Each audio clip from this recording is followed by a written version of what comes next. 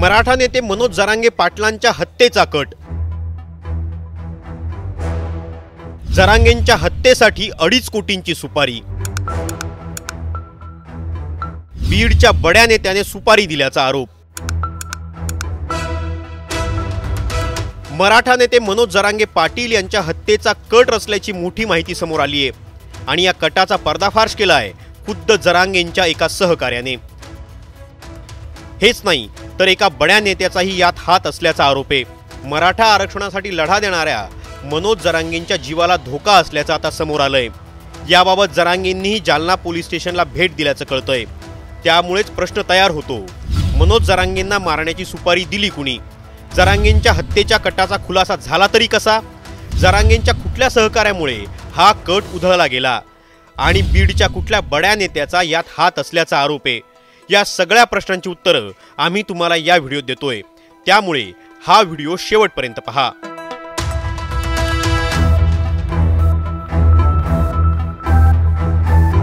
तर सगळ्यात पहिला प्रश्न, जरांगेंच्या हत्येचा कट कुठे रचला गेल्याची माहिती आहे। तर मिळालेल्या माहितीनुसार बीड जिल्ह्यात जरांगेंच्या हत्येचा कट रचल्याचा आरोप आहे। जिल्ह्यातल्या एका बड्या नेत्यानं याबाबत सुपारी दिल्याचं बोललं जातंय। यासाठी बीड जिल्ह्यात वेगवेगळ्या बैठकाही झाल्या, ज्यामध्ये जरांगेंवर कशी पाळत ठेवायची, कुठे त्यांना गाठायचं, कशा प्रकारे हे कृत्य करायचं याचं सगळं प्लॅनिंग झाल्याचं कळतंय। या बैठकांमध्ये जरांगेंची इत्थंभूत माहिती दिली जात होती असा आरोप आहे। याबाबत एक तक्रारही पोलीस स्टेशनला नोंदवण्यात आली आहे। कोट्यवधी रुपयांची ऑफर देऊन जरांगेंचे जुने सहकारी फोडायचे, जेणेकरून त्यांच्या जवळ जाता येईल असं प्लॅनिंग केल्याचं कळतंय। मात्र या माहितीवर पोलिसांनी अद्याप दुजोरा दिलेला नाही। घर का भेदी सापडला, जुने सहकारी कटात सहभागी। दरम्यान काळकुटेच्या तक्रारीनंतर जालन्याच्या स्थानिक गुन्हे शाखेच्या पोलिसांनी 2 संशयितांना ताब्यात घेतल्याची माहिती आहे। या दोघांनाही बीडमध्ये जाऊन ताब्यात घेण्यात आलंय। अमोल खुणे आणि दादा गरुड अशी या दोघांची नावं असल्याचं कळतंय। अमोल खुणे हा मनोज जरांगेंचा जुना सहकारी आहे। त्याला काही कोटींच्या बदल्यात हे कांड करण्यास सांगण्यात आलं होतं। मनोज जरांगेंकडून जालना पोलिसांची भेट। दरम्यान ही घटना कळताच बुधवारी मध्यरात्री मनोज जरांगेंनी जालना पोलिसांची भेट घेतल्याची माहिती सूत्रांनी दिली आहे। या भेटीत दोघांचीही ओळख परेड झालेली असू शकते।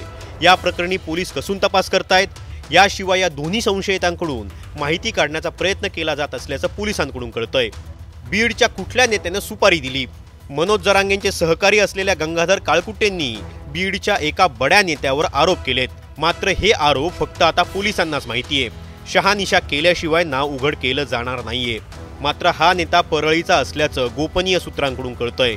जरांगेंचं बीड जिल्ह्यात वाढतं प्रस्थ पाहता त्यांना बाजूला करण्याचा डाव असल्याचं बोललं जातंय। तुम्हाला काय वाटतं? मनोज जरांगेंच्या जीवाला नक्की धोका आहे का? आणि तो कुणाकडून असेल?